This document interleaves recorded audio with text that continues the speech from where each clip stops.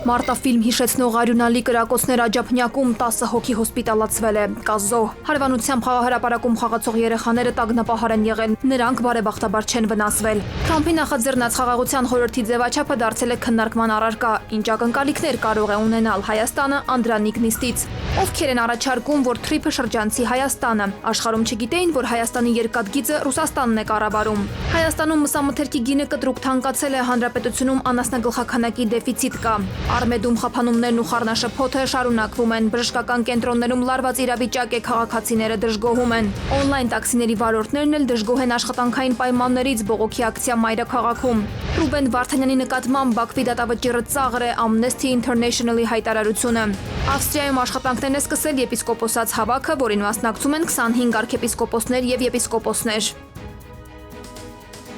Եթերում ժամի գլխավոր թողարկումն է, տաղավարում Գայանե Անտինյանն է, բարև ձեզ։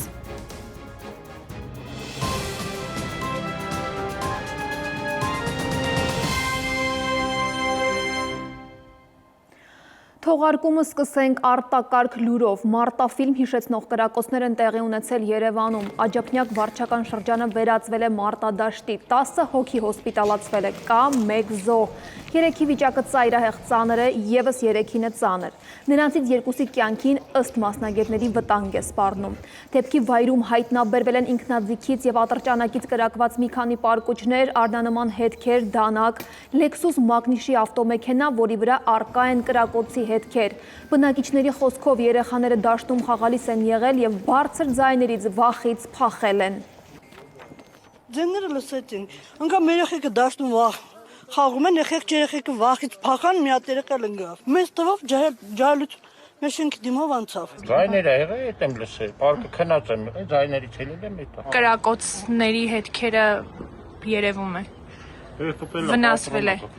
Այս պահին շատ կարճ մի բան կարող եմ ասել, որ ոստիկանության ծառայողները ձեռնարկում են անհետաձգելի օպերատիվ հետախուզական միջոցառումներ դեպքի բոլոր հանգամանքները պարզելու ուղղությամբ եւ լրացուցիչ կտանք տեղեկատվություն։ Խաղաղության խորհրդի ձևաչափը փորձագիտական համայնքի սեղանին է։ Դոնալդ Թրամփի այս նախաձեռնության նպատակը ըստ մասնագետների կարող է լինել միջազգային ավանդական մեխանիզմների, այդ թվում միավորված ազգերի կազմակերպության ձևաչափի շրջանցումը։ Նշվում է, որ այս փուլում հիմնարար հարցերը ռազմագերիների, արցախահայության իրավունքների եւ տարածքային խնդիրների շուրջ դժվար թե ստանան փաթեթային լուծում։ Գործընթացը բնութագրվում է որպես իրավիճակային եւ կախված գործող քաղաքական էլիտաների միջև ձևավորված պայմանավորվածություններից։ Խաղաղության խորհրդի նիստին մասնակցում են նաև Նիկոլ Փաշինյանն ու Իլհամ Ալիևը։ Տարբեր դիտանկյուններից ֆոտոսեսիաներ, լայն, սակայն ոչ այնքան անկեղծ ժպիտներ, գրկախառնություններ, փաղաքշական ու ջերմ հպումներ միմյանց։ Ահա այսպես տրվեց Դավոսում խաղաղության խորհրդի ձևավորման մեկնարկը։ Մեկ ամիս էլ չի անցել, Վաշինգտոնում այդ խորհրդի անդրանիկ նիստն է։ Նիկոլ Փաշինյանը ևս մեկնել է Վաշինգտոն, կառավարության պաշտոնական էջից ենք տեղեկանում, ոչ այնքան մեծ դելեգացիայով, հատուկ չվերթով։ Այս թռչունով եմ թռնելու Վաշինգտոն։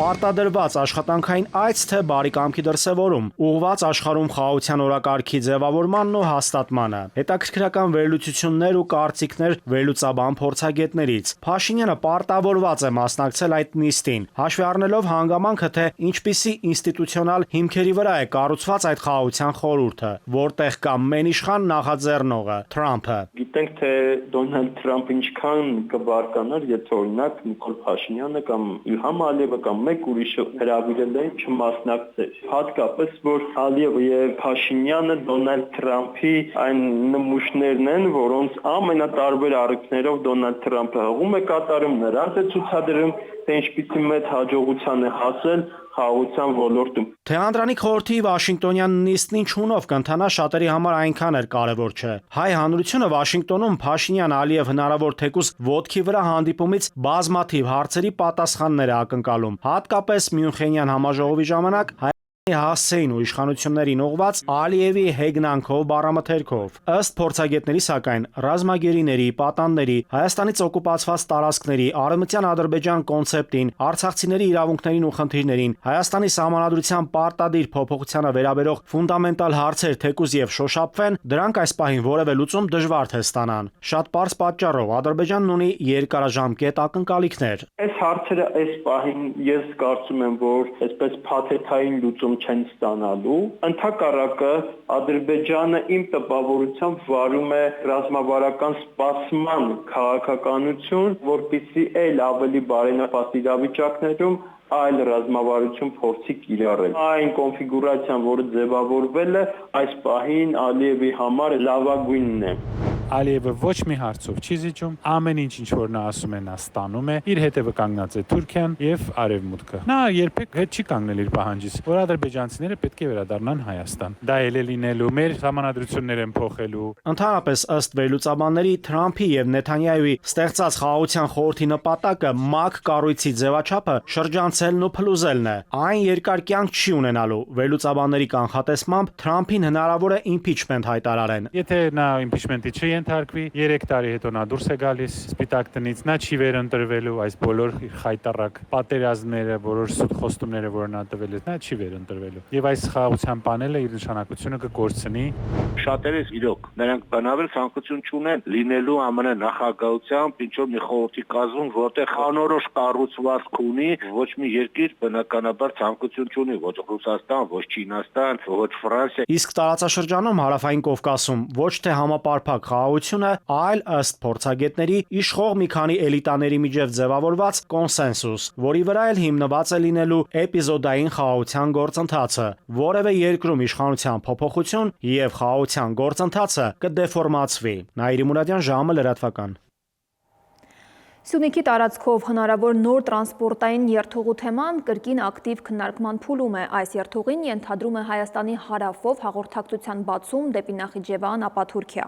Թեև պաշտոնական մակարդակով կոնկրետ նախաձեռնողներ չեն նշվում, փորձագիտական դաշտում առերևույթ նման առաջարկներ չեն շրջանառվել։ Թեման շարունակում է մնալ քաղաքական եւ աշխարհաքաղաքական ակտիվ բանավեճի առարկա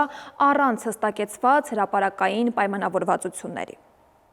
Ծրագիրը մեր երկրում շրջանցելով մեզ, որ ուժերն են առաջարկում Սյունիքի ամերիկյան ճանապարհը թրիփը մեղրիով անցկացնել, հասցնել Նախիջևան եւ հետո արդեն շրջանցել Հայաստանը։ Թրիփի շրջանակներում հիմա կան բնականաբար ուժեր, ովքեր ասում են, որ վարչապետն անուններ չի հստակեցնում, իսկ փորձագետների աչքին գոնե առերևույթ նման առաջարկներ գաղափարներ չեն ընկել։ Գիտեն միայն տարածաշրջանի թոփնորության հետ կապված մտահոգություններ ունեն հենց տարածաշրջանային երկրները, մեր երկու հարևանները՝ Վրաստանը տնտեսական, Իրանը եւ տնտեսական եւ անվտանգային։ Ամեն մի երկիր շարժվում է իր ազգային պետական շահերով։ Պարզ է, չէ՞ որ միջին տրամաբանության շղթայում դեռնտու է, որ այդ ճանապարհները անցնել Վրաստանով եւ Իրանով։ Եթե թրիփի վերաբերյալ Թբիլիսիի ու Թեհրանի մտահոգությունները, դժգոհությունները բացահայտ են, ապա այլ ուժերն իրենց առաջարկները բանակցությունների կուլիսային սեղաններ են միայն հասցնում, ըստ մասնագետի։ Վարչապետը դետալներ է հստակեցնում, խնդիրը Հայաստանի ռուսական երկաթուղու հետ են կապում չբացահայտվող ուժերը։ Նրանք, ովքեր ուզում են Հայաստանը շրջանցել, նրանք ինչ են ասում են, դե տեսեք, Հայաստանի երկաթուղին Ռուսաստանի կառավարման ներքո է։ Ցավոք սրտի Ռուսաստանի եւ շատ երկրների հարաբերություններ սուր են։ Եվ ես զգում եմ, մենք իհարկե ամեն ինչ անում ենք հետ համոզելու համար եւ համոզելու համար, որ այո, Ռուսաստանի կառավարման ներքո է, բայց Հայաստանի սեփականությունն է։ Որքան էլ արտգործնախարար Արարատ Միրզոյանն ուղիղ տեքստով բացառել է Ռուսաստանի հնարավոր միացումը Թրամփի երթուղուն, միջազգայնագետն ասում է, եթե իրենցից երկաթուղին վերականգնելու պահանջ կա, բնականաբար ռուսական կողմն էլ իր պայմաններն է առաջ բերել։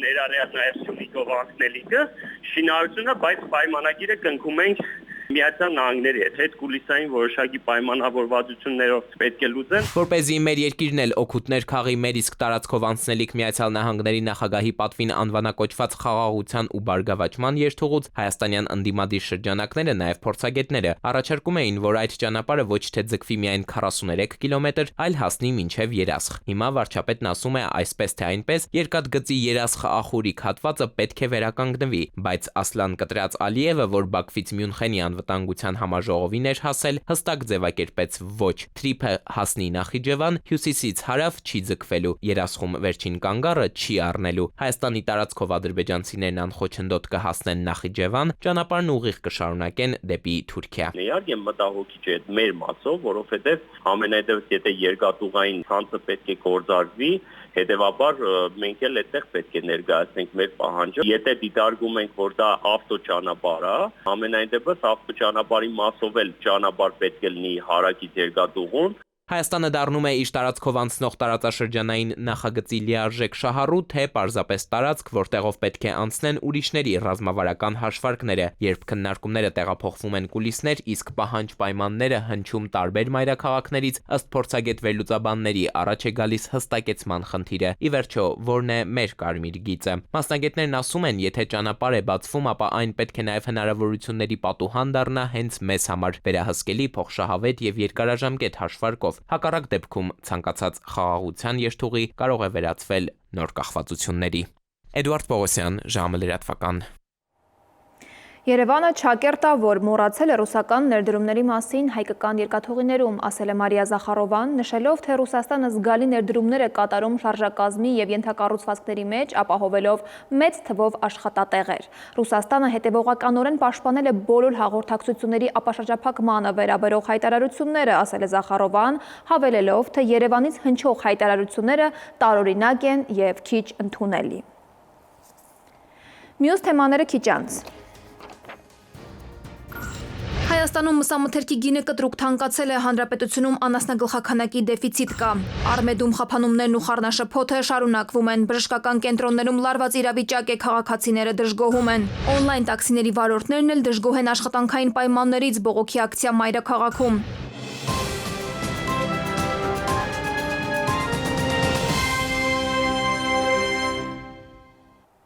Շարունակենք թողարկումը։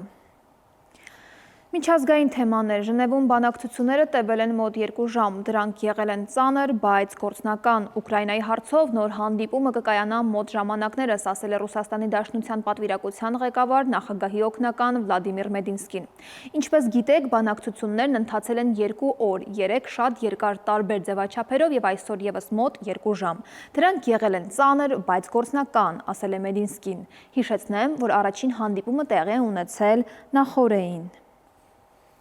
Էմանուել Մակրոնը քննադատելով ՆԱՏՕ-ում տիրող իրավիճակը ռազմաքաղաքական այդ կառույցը համեմատել է գորտի հետ, որի ողնուղեղը վնասված է, բայց ողնաշարը պահպանված, ինչի շնորհիվ այն կարողանում է ռեֆլեքսորեն արձագանքել ազդակներին, այս մասին հայտնում են միջազգային լրատվամիջոցները։ Գրում են, թե Մակրոնն այս հայտարարությունն արել է անցած շաբաթ Ելիսեյան պալատում տեղի ունեցած ընթրիքի ժամանակ։ Ավելի վաղ, ի դեպ, Ֆրանսիայի նախագահը հայտարարել էր ՆԱՏՕ-ի իր ձևակերպմամբ ուղեղի մահվան մասին։ Դոնալդ Թրամփը հոգնել է Իրանի հետ բանակցությունների ձգձգումից, հավանականությունը մեծ է, որ առաջիկայում կսկսվեն ակտիվ ռազմական գործողություններ, հայտնում է ՌԻԱ Նովոստին։ Թրամփին մոտ կանգնած աղբյուրները նշում են, որ տարածաշրջանում Միացյալ Նահանգները Իսրայելի հետ համատեղ կարող են իրականացնել մասշտաբային հարձակումներ, որոնք ավելի ուժգին կլինեն, քան Ամռանը եղավ կամ Վենեսուելայի դեպքում։ Այժմ երկու կողմերի միջև ակտիվ բանակցություններ են ընթանում, գրում է լրատվամիջոցը հղում անելով Թրամփին մոտ կանգնած աղբյուրներին եւ նշում, որ իրատեսական չեն համարում որևէ փաստաթղթի ստորագրումը։ Հայաքվեն, որը հիմա արդեն հայկական քվե կուսակցություն է դարձել, քաղաքական հայտ է ներկայացնում, կմասնակցեն առաջիկա խորհրդարանական ընտրություններին։ Նորաստեղծ քաղաքական թիմում մտադիր են ուժերը համադրել ընտրություններին մասնակցող մյուս կուսակցությունների եւ ստեղծվելիք դաշինքների հետ միասնական ճակատով հանդես գալու համար։ Մենք եւս այն դիրքորոշում ունենք, որ որևէ կերպ չի կարելի թույլ տալ, որպեսզի 2021 թվականին տեղի ունեցածը կրկնվի։ Մենք իրատեսական գնահատելով այն իրողությունները, որոնք մենք մտնում ենք քաղաքական դաշտ, կարծում ենք, որ մենք մեր ուժերը պետք է համադրենք մեր գաղափարակից այլ կառույցների, կազմակերպությունների հետ։ Հանրապետությունում մսամթերքի խոզի, գառան, տավարի մսի գները թանկացել են այս տարվա հունվարին համեմատած անցած տարվա նույն ժամանակահատվածի հետ, խոզի մսի գինը թանկացել է 13.1, գառանը 14.1 և տավարինը 12.8%։ Գյուղ ոլորտի մասնագետների դիտարկմամբ հանրապետությունում մսամթերքի դեֆիցիտ կա, օրինակ, տավարի մսի դեֆիցիտը պայմանավորված է Հայաստանում խոշոր եղջերավոր անասունների գլխաքանակի կրճատմամբ, խոշոր եղջերավորների կրճատումն իր հերթին պայմանավորված է անասնակերի գնի թանկացմամբ, նաև կաթի ցածր արժեքով և ոչ ձեռնտու գնով իրացմամբ։ Վերջին շրջանում հանրապետությունում արձանագրվել է նաև դաբաղ և բրուցելոզ հիվանդություն։ Մասնագետները համարում են նաև, որ տավարի մսի գնի թանկացումը պայմանավորված է նաև մինչև հունիս Ղազախստանից մսի արտահանման արգելանքով։ Մայրաքաղաքի խոշոր առևտրի կետերում տավարի միսը վաճառվում է 4100-ից 4200 դրամով։ Կաթի գինը հարստականորեն իջեցրեցին մթերողները, քաղաքականությունը ճիշտ չվարվեց, ֆերմերները, անասնապահները ասեն մինուսով էին աշխատում։ Կերային մշակաբույսերի քանակը պակասել է, ցանկատարածները պակասել է հատիկը, կերային բազան արդեն ձեռնտու չի այդ գներով կենտրոնիներ պահելը։ Ու փոխանակ այդ ամեն ինչ ընդունեին հորդոր, ահազան, որ արագ ծրագրեր իրականացնեին խելամիտ, որ կտրուկ անկումը կասեցնեին, ընդհակառակը թվային այդ մանիպուլյացիաներով բերեցին, հասցրեցին փաստի առաջ։ Օնլայն տաքսիների վարորդները ակցիա են կազմակերպել Երևանում բողոքելով իրենցից գանձվող բարձր տոկոսներից։ Նրանց խոսքով իրենք ստիպված են ավելի երկար ժամեր աշխատել, որ կարողանան բավարար գումար վաստակել։ Վարորդները շեշտում են, իրենց բողոքը վերաբերում է բոլոր օնլայն տաքսիներին, պահանջում են, որ ամեն պատվերից վարորդից գանձվող տոկոսադրույքն իջեցվի, իրենք էլ գրանցվեն որպես օրինական աշխատողներ, որ կարողանան նաև օգտվել առողջության համընդհանուր ապահովագրությունից։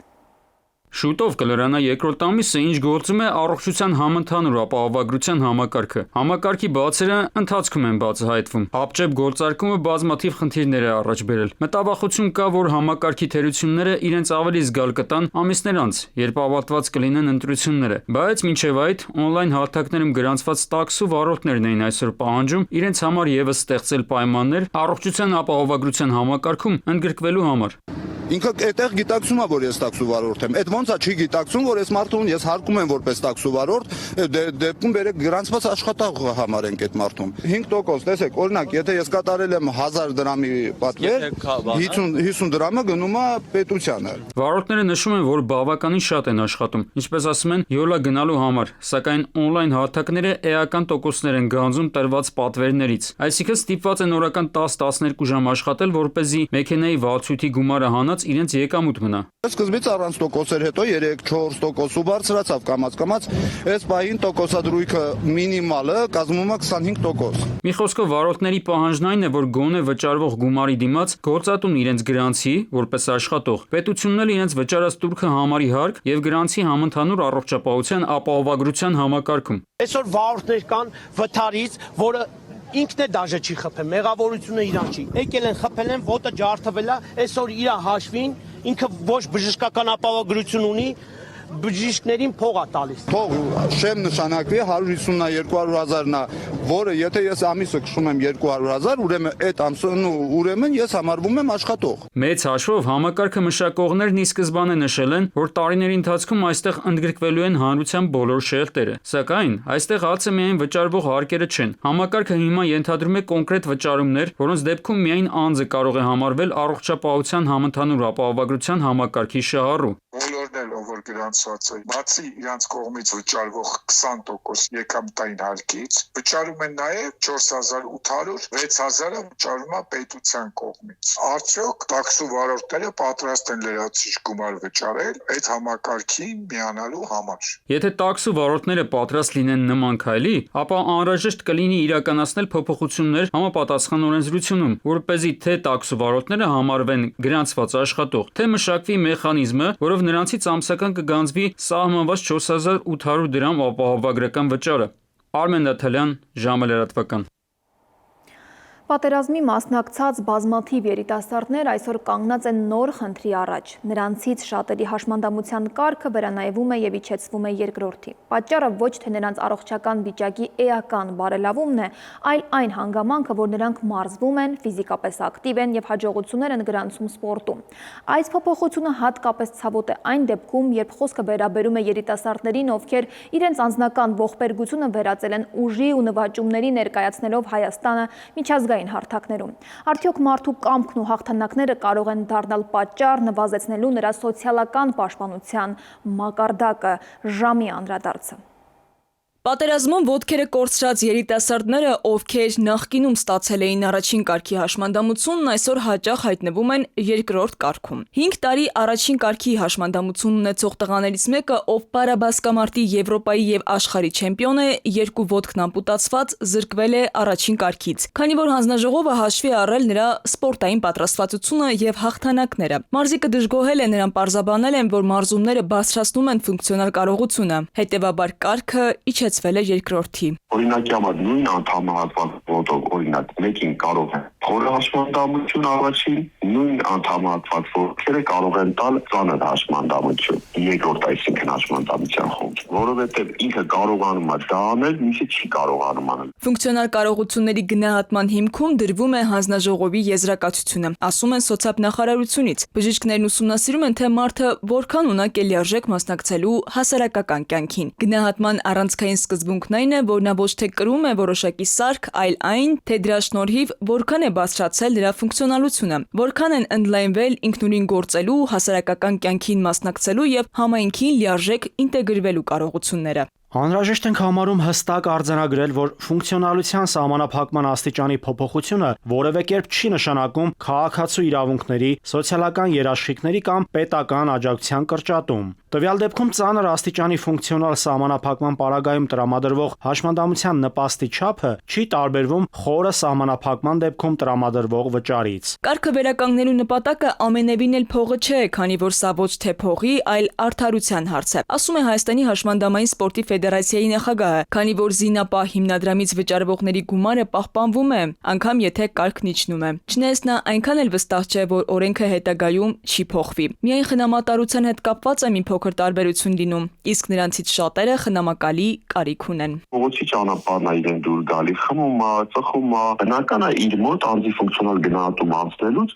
լինելու ավելի թույլ մկաններ, ավելի վատ է լինելու։ Այսինքն դուրս է գալի այդ մարդը ստանում է առաջին խումբ, իսկ ով որ բնապարանքում հետևում է իրան, իջնում է երկրորդ խումբ կամ երրորդ խումբ։ Խնդիրը օրենքի հետ է, ասում է Ստեփանյանն ու հավելում։ Տղաները պարապում են, Հայաստանի անունը բարձրացնում միջազգային մրցաշարում, իսկ օրենքը համակարգը պետք է չփոխի նրանց սոցիալական պաշտպանության մակարդակը։ Կարգը փոխելիս խրախուսելու փոխարեն հաճախ անտեսվում է այն փաստը, որ շատ տղաներ կարիք ունեն խնամքի, աջակցության եւ սոցիալական ինտեգրումը նրանց համար հաճախ ավելի դժվար է դառնում։ Մայիսին այս նույն մարզիկը նորից կներկայացնի Հայաստանը Եվրոպայի առաջնությունում, բողոքարկել է կարգի համար, ուզում է կրկնակի զննություն անցնել։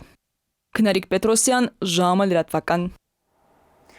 Արդեն մի քանի շաբաթ է քաղաքացիները չեն կարողանում ստանալ իրենց հասանելիք կենսական անհրաժեշտության դեղերը։ Պատճառը առմետ էլեկտրոնային առողջապահական համակարգի շարունակական խափանումներն են։ Բժշկական կենտրոններում լարված իրավիճակ է, բժիշկներն ու օպերատորները չեն կարողանում իրականացնել էլեկտրոնային գրանցումները, դուրս գրել դեղատոմսեր կամ ակտիվացնել ապահովագրական փաթեթները։ Քաղաքացիները ստիպված ժամերով սպասում են, մինչև համակարգը վերականգնվի։ Առողջապահության ոլորտի փորձագետները ամիսներ առաջ զգուշացնում էին համակարգը տեխնիկապես լիարժեք պատրաստ չէ նման ծանրաբեռնվածության։ Սա հատկապես մտահոգիչ է քրոնիկ հիվանդություններ ունեցողների համար, որոնց դեղորայքը պետք է տրամադրվի առանց ընդհատումների։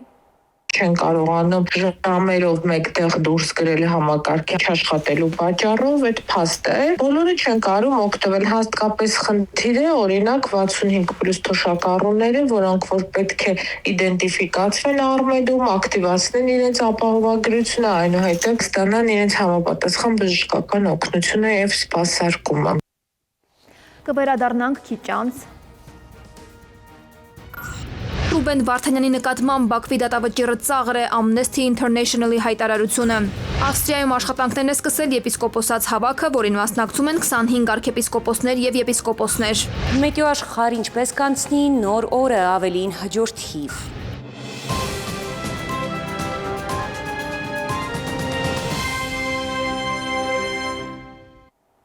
Շարունակենք թողարկումը։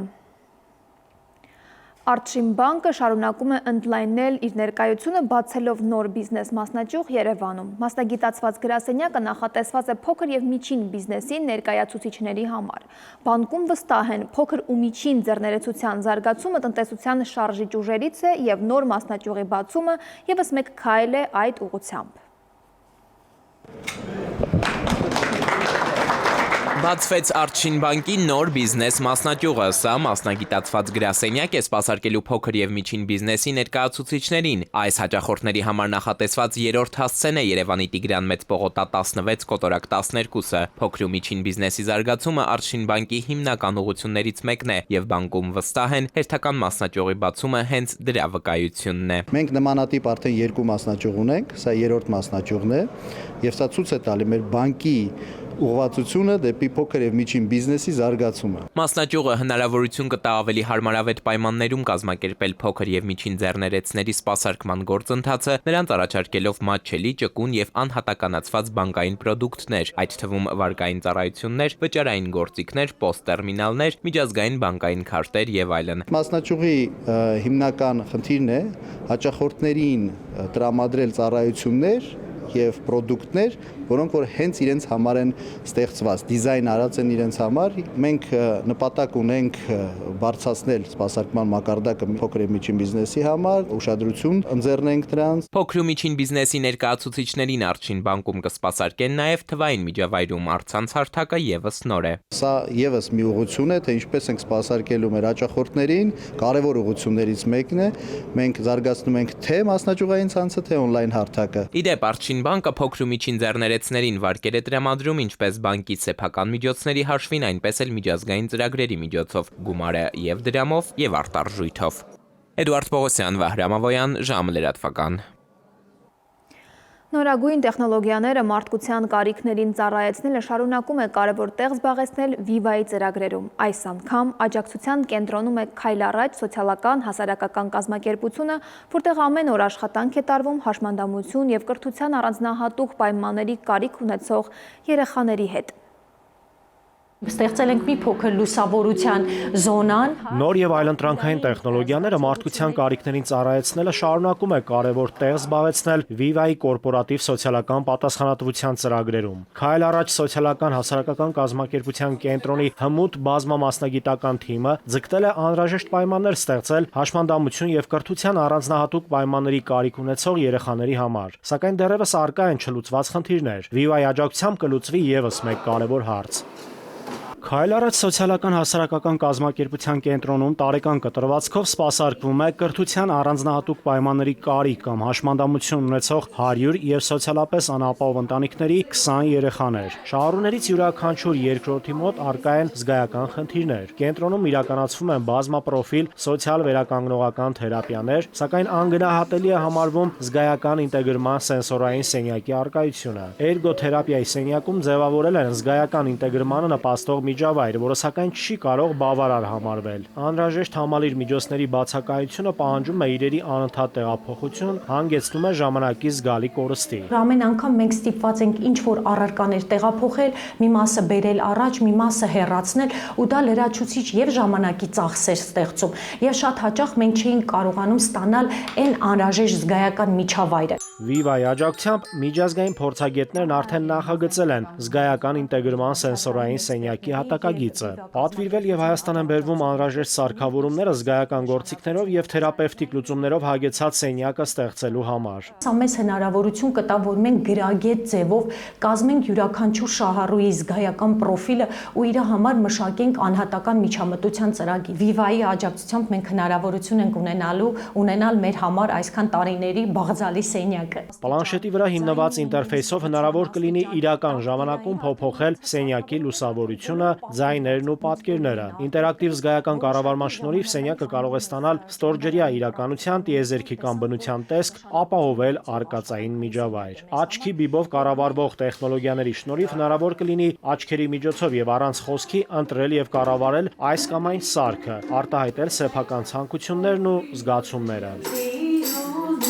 Նաիրի Մուրադյան, ժամը լրատվական։ Հանրապետությունում անցած մեկ օրում գրանցվել է 10 ավտովթար, 13 մարդ ստացել է տարբեր աստիճանի մարմնական վնասվածքներ, բացահայտվել է 178 հանցագործություն, որոնցից 6-ը նախկինում կատարված։ Օրվա կարևոր թեմաները մեկտեղել է Արմեն Աթալյանը։ Ավստրիայի Սանկտ Փյոլթեն քաղաքում մեկնարկել է Հայաստանյայի Ծառաքելական Սուրբ եկեղեցու եպիսկոպոսացավաքը, որին մասնակցում են ամենայն հայոց կաթողիկոսության 25 արքեպիսկոպոսներ եւ եպիսկոպոսներ, այդ թվում Երուսաղեմի եւ Կոստանդնուպոլսի պատրիարքություններից։ Հավաքը մեկնարկել է աղոթական կարգով, որից հետո ժողովականներին առցանց հայրապետական պատգամ է հղել Գարեգին Բ. ամենայն հայոց կաթողիկոսը։ Ուղեզներով հանդես են եկել նաեւ Արամ Ա. Մեծիտան Կիլիկիո կաթողիկոսը, ինչպես նաև Երուսաղեմի եւ Կոստանդնուպոլսի հայոց պատրիարքները։ Օրակարգի հաստատումից հետո ընտրվել է դիվանը, հետագա աշխատանքները կազմակերպելու համար։ Նույն օրը տեղի ունեցել երեկոյան ժամերգություն, կաթոլիկ եկեղեցու տեղական թեմի առաջնորդի մասնակցությամբ։ Ռուբեն Վարդանյանի դատավճիռը դարձել է էթնիկ հայ առաջնորդների դեմ իրականացված դատավարական ծաղրի գագաթնակետը։ Այդ մասին հայտարարում է Amnesty International-ը, անդրադառնալով Վարդանյանին 20 տարվա ազատազրկման դատապատելուն։ Կազմակերպության գնահատմամբ նա վերջինն է այն 16 էթնիկ հայ առաջնորդներից, որոնց դատապատումը տեղի է ունեցել Լեռնային Ղարաբաղի 2023 թվականի գրավումից հետո։ Amnesty International-ը նշում է, որ քաղաքացիական անձինք դատվել են ռազմական դատարանում, ինչը կոպտորեն հակասում է դատաքննության սկզբունքներին։ Կազմակերպությունը կոչ է անում Ադրբեջանին կատարել մարդու իրավունքների միջազգային պարտավորությունները եւ ապահովել արդար դատավարություն միջազգային իրավունքին լիարժեք համապատասխանությամբ։ Կենսաթոշակից զրկելը նույնիսկ ժամանակավոր չի կարող լինել կամայական եւ պետք է խիստ համապատասխանի սահմանադրությանը։ Սահմանադրական դատարանը քննության է ընդունել մարդու իրավունքների պաշտպանի դիմումը, որով վիճարկվում է կենսաթոշակի չվճարված գումարների 1 տարվա սահմանափակմամբ վերադարձի կարգավորումը։ ՄԻՊ-ի դիրքորոշմամբ գործող օրենսդրությունը թույլ է տալիս իրավիճակ, երբ անձը ունի կենսաթոշակը ստանալու իրավունք, սակայն զրկվում է իրեն հասանելիք գումարից միայն այն պատճառով, որ վճարումը ժամանակին չի վերականգնվել։ Մարդու իրավունքների եվրոպական դատարանի կայուն պրակտիկան կենսաթոշակը դիտարկում է որպես սեփականության իրավունք, որի սահմանափակումը հնարավոր է միայն օրենքով եւ բացառիկ պայմաններում։ Խնդիրը վերաբերում է բազմաթիվ քաղաքացիների, որոնց մի մասը արդեն դիմել է մարդու իրավունքների պաշտպանին արդար լուծում գտնելու ակնկալիքով։ Ուժի լեզվի փոխարեն կկիրառվի լեզվի ուժը։ Ոստիկանության գվարդիայի կազմում ձևավորվել է բանակցային բաժին, որը լարված իրավիճակներում ուժի փոխարեն կիրառելու է երկխոսություն, հոգեբանական մոտեցում եւ վստահություն ձևավորող հաղորդակցություն։ Նոր ստորաբաժանումը գործելու է հատկապես հավաքների եւ հանրային միջոցառումների ժամանակ, երբ իրավիճակը կարող է սրվել։ Բանակցողները ընտրվել են խիստ մասնագիտական չափորոշիչներով, սթրեսակայունություն, իրավական գիտելիքներ եւ հաղորդակցության բարձր հմտություններ։ Այս մոդելը կոչված է նվազեցնել բախումները, կանխել հարկադրանքը եւ ամրապնդել վստահությունը հասարակության ու ոստիկանության միջեւ, որպես համակարգային բարեփոխման կարևոր քայլ։ Պետական անցակետում վերահսկողությունը վերածվել է ծառայողական սխեմայի, որի արդյունքում բեռը նախ բեռնաթափվել է, հետո միայն ճակերտավոր օրինականացվել։ 2025 թվականի դեկտեմբերի 10-ին Ագարակ Մաքսային անցակետում բացահայտվել է հարկերից խուսափելու հստակ մեխանիզմ։ Հակակոռուպցիոն կոմիտեի տվյալներով Տեկ Մաքսային ծառայության 3 պաշտոնյա դիտավորությամբ շրջանցել են ռենտգեն հսկողությունը եւ թաքցրել շուրջ 11 միլիոն 300 000 դրամ Մաքսային վճարման ենթակա բեռ։ Բեռնատարը չի անցել ռենտգեն ստուգում, չի ապարակնքվել, իսկ փաստաթղթերում բացակայել են ապրանքների տվյալները։ Ավտոմեքենան դուրս է եկել անցակետից, կանգնեցվել է մոտ 200 մետր հեռավորության վրա, որտեղ բեռը բեռնաթափվել է, եւ միայն դրանից հետո բեռնատարը կապարակնքվել է։ Գործով մի քանի անձինք կալանավորվել են։ Նախաքննությունն ավարտված է եւ նյութերը փոխանցվել են հակակոռուպցիոն դատարան։ Արմեն Աթալյան, ժամը լրատվական։ Այժմ եղանակի տեսությունը կներկայացնի Լիլի Հովերը։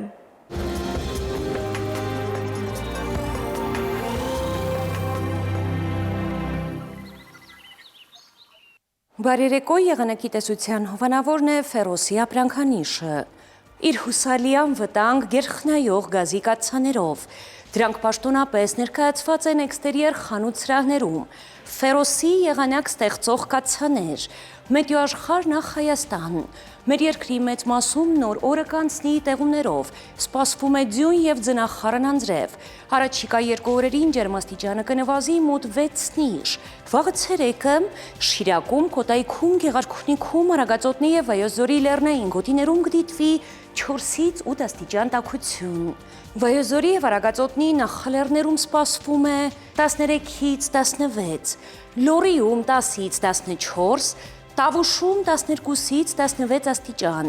Հարարատում, Արմավիրում կդիտվի 13-ից 17, Սյունիքի հովտային գոտիներում սպասվում է 19-ից 22, Սյունիքի նախալեռներում 13-ից 18 աստիճան, Երևանում օրը կանցնի տեղումներով, այս գիշեր սպասվում է 6-ից 8, ցերեկը 14-ից 16, երեկոյան 6-ից 8 աստիճան։ Այս թողարկման համար նախատեսել էինք այսքանը, մաղթում եմ խաղաղ երեկո, ցտեսություն։